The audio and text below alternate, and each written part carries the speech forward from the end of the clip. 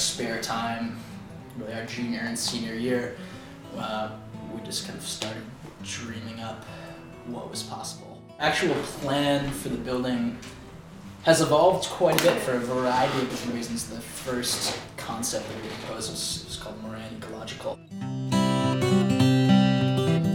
Here's this coal plant that was built in 1952 right on the lake, on the shore, which now is this beautiful waterfront, but at the time was a lumber yard, it was an industrial space, it was incredibly polluted, and so for us, what a cool story that you can take back this last remnant of the industrial waterfront, but keep its character and let it tell its own story, so it doesn't get plastered over and become another vanilla box building, but actually tells the story of Burlington within the course of 50 years, building a coal plant and then turning it into a net zero building.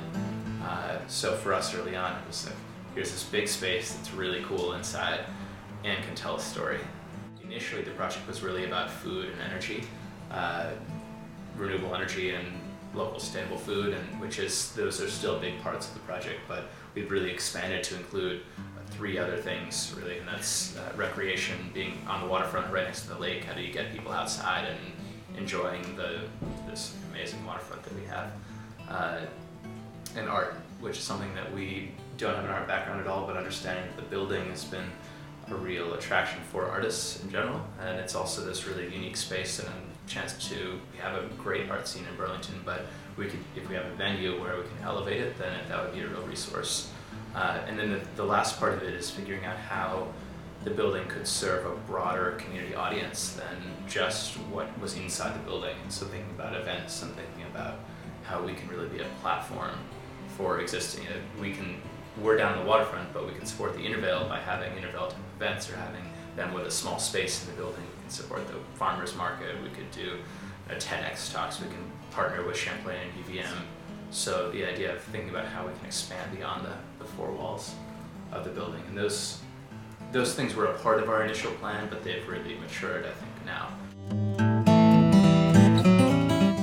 We've built up a whole lot of both intellectual property, like designs and understanding about the building, but also there's real momentum and physical change happening on the waterfront. So the city has put in a lot of money and effort into cleaning up the building and into putting in a new street, cleaning up the site, and putting in a new bike path, a new street that goes down past Moran. So suddenly we have the ability to access the building. The site itself is much cleaner. There are plans and designs for how we can clean up the building and the site the rest of the way. So we're really benefiting from a lot of previous work that's been done.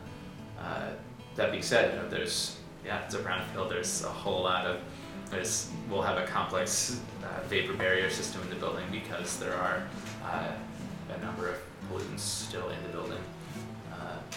But at the same time, it's building science. People tackle this kind of thing all the time. So it's just a matter of figuring it out and doing it. And we've got amazing, I think one of the cool things from a green building perspective about Burlington is that we have nationally recognized firms in town that are environmental management firms, that are engineers and architects and landscape architects. And so as UVM, or a year out of UVM, we've had a chance to build a team of really accomplished people that know a lot. And so we've really been able to learn and put together this group, which is a really cool thing, going from the green building program at UVM, which is, it's sort of an intro. It's like you dipping your pinky toe in the water. We can start from kind of a really broad strokes. So we've been trying to synthesize all of the different things that are going down in the building into kind of 3 concise parts. So working kind of up from the ground floor, the first 2 floors, so kind of the basement and at grade level, we're calling a market hall. So it's a space that's designed to highlight Burlington, Vermont culture through kind of 3 specific scopes. So one being food and beverage, one being arts and artisans, and the third being recreation. So you can imagine a small restaurant space next to a small glass blowing space, next to an educational brewery, next to a space that's teaching 3D printing. So next to a small sculptural playground, next to a place where you can rent a bike. So rather than any big, large uses, it's kind of taking the model of Atwater Market's a great example in Montreal, or Chelsea Markets in New York City. But there's these kind of all varying in sizes and scopes market halls across the country. So kind of taking that concept and applying it to Burlington. The second biggest use in the building, or really the core of the building, is the turbine hall, which is the third floor, which is a 1,500 person capacity event space. So kind of anchored by music events, but also open for community events, conferences, trade shows, so things like the Winter Farmers Market, or the Winter Brewers Festival, or a TEDx event or a trade show. And then the third use, which is there's actually 3 to 4 floors of what we're calling kind of co-working innovation space. So mission-driven businesses and nonprofits working together in an open office setting. And then the very top floor of the building is, it's actually so when it was a coal plant, the coal would get brought all the way up to the very top of the building, and then this small coal train would drop it into these 3 big funnels that would carry it to coal bunkers that would bring it down to boilers.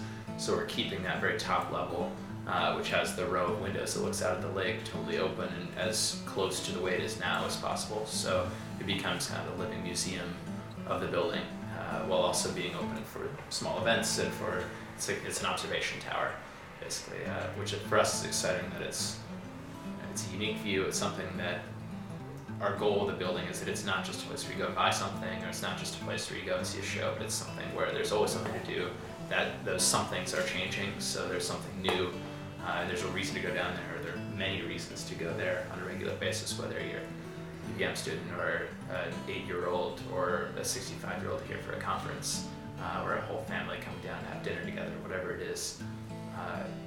That's a big part of why we think that space can be really cool, because it makes the waterfront a year-round destination, and that's that.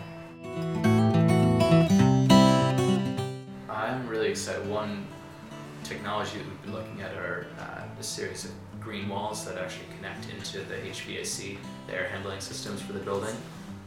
So I'm really excited to see the building in its raw sort of industrial state with planned designed life growing in it, and then to see, I imagine when the doors open and people walk in and there's this coal plant that's been under construction for a while, but it still has the cool industrial pieces of it, and yet it's filled with people and light and plants. That's what I'm really excited about. Let's see. There's one of our potential tenants is a brewery, and they're interested in doing a really small experimental brewery that's all geared around education. So kind of taking advantage of the incredible wealth of knowledge that's already in this state. We've got this uprising of world-class brewers and breweries here.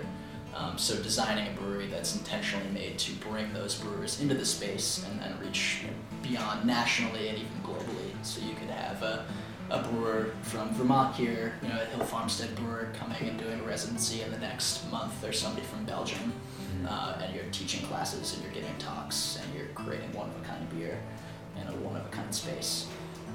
So that's one of the most exciting little tidbits that we're working on. Yeah. It's a great question. I think especially today, one of the most powerful things that Burlington can do and that small cities can do is figure out how to tell their story.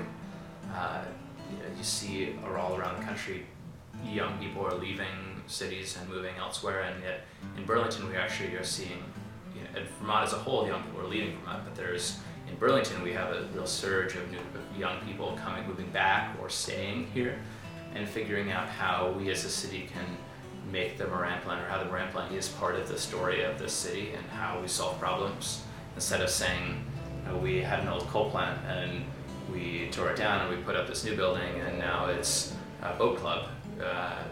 We're saying, let's take this former coal plant and let's actually tell its story and create a net zero building, and incorporate sustainable transportation practices. Let's figure out how to apply bike transit to Burlington and have shuttle systems and public transit that actually works and that people want to ride, and use this building because it's really iconic and big and has been a huge pain for the last 30 years as a springboard to do something really cool. And through that, tell the story of Burlington and hopefully set a standard so that future development actually set the bar a little bit higher, because otherwise we just keep building mediocre buildings that use a lot of energy and that don't have public transit in mind until all of a sudden Burlington isn't somewhere that we want to live. So that we want to do the opposite of that and take a stand and do something that's exciting and that represents the kind of sustainable initiatives that we would all like to see. Being a student is an enormous asset. People in this town absolutely want to help you, and they are an email or a phone call away. I mean, it's amazing how many people we have cold called or emailed and just had coffee with that have turned into meaningful relationships. I mean, Charlie, arguably our greatest, ally in this project, our third founder, we met by emailing and having coffee at Muddy Waters. That kind of thing is incredibly possible and easy to do, and it's all about, being humble and confident and willing to learn. No matter how sort of professional it is really all about, it's like you go to the outing club and there's all of these soft skills classes, for example, and those things, we have friends that are now in the MBA program, they're like, it turns out all the things that we're learning, yes, we're doing accounting, but a lot of what we're learning, we learned in the outing club. And so people skills and knowing how to touch base and be a leader that's sort of or be a peer to the rest of the team is really important.